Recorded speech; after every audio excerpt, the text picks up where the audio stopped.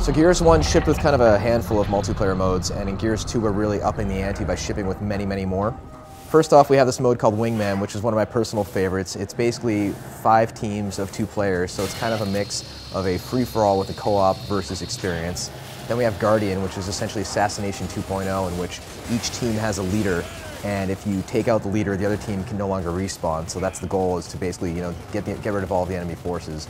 And then we have Submission, which was previously codenamed Meat Flag, in which there's a stranded character that's running around the map. It's essentially kind of like a one flag, capture the flag game type. Knock them down, take them hostage, drag them to another point, and win the round. And all of these modes coming together add up to kind of a very, very fun and tremendous multiplayer package.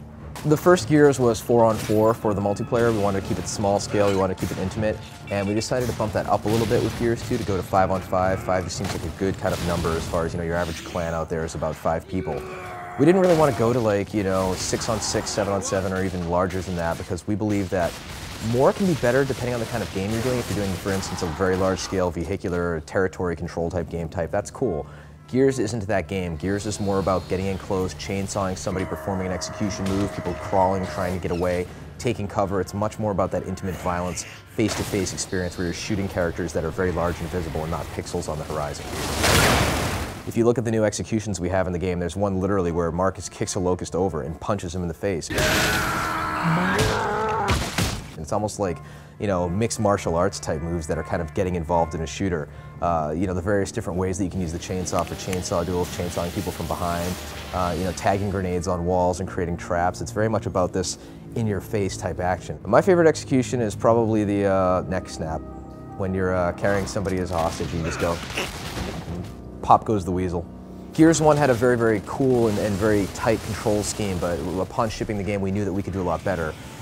We have literally like 400 plus different tweaks to the cover system, to the responsiveness of the game, the angle that the player's facing when he enters cover. We do a lot of code to figure out what the proper way is for him to face, how long it takes for him to pop up from cover, the preferred angle of blind fire, how you get into cover when you roadie run. We made it so the players don't accidentally slam into the wall like they did in Gears 1 when they roadie run. You can interrupt a SWAT turn. I mean, there's so many different tweaks that really add up to what I believe is the definitive cover-based shooter on the market.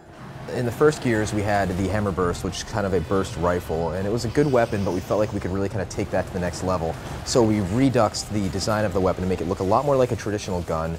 We added a little bit of a scoping ability. We made the gun also fully automatic, but a slightly slower firing rate, and also added the ability for players to hit fire to fan the shots at the trade-off of having a far more significant kick. We also added in a burst pistol, which is a very heavy Locust pistol called the Gorgon.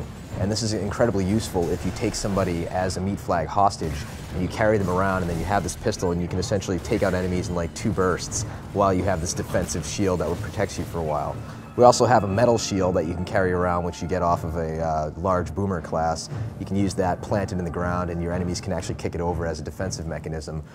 We have a flamethrower, which is called the Scorcher. If you do a perfect active reload, the shot will actually go further and burn your enemies, and everybody's running around screaming, and it's very entertaining. Basically, the Locusts are back, and they have all sorts of interesting new ways to make life very difficult for the COG and the various gears. One of the cool new enemies is a Scorch Drone, and he's a Locust that has a new helmet and a flame backpack, and he wields the Scorcher. And when he starts coming at you, you can see him from basically a mile away. And if you can get a shot on him, you can essentially blow up his backpack, and 2 or 3 bullets, and the flames will start shooting out of it, and eventually he will pop and take out any enemies that are adjacent to him, which is tremendously fun. So a lot of players playing Gears 1 had concern about host advantage, since Gears is a client-server architecture, not a peer-to-peer architecture. Our solution to this is optimize, optimize, optimize, and basically get players to the point where the host has very little advantage to none at all, so the players can't even tell who's the host when they're playing an online game. Part of that's the beauty of a party system, players all getting together and players just kind of joining up and having a better netcode and just polishing the hell out of the experience and making sure it shines. The Gears of War 2 is coming out this November when it gets a little bit chilly, so get ready.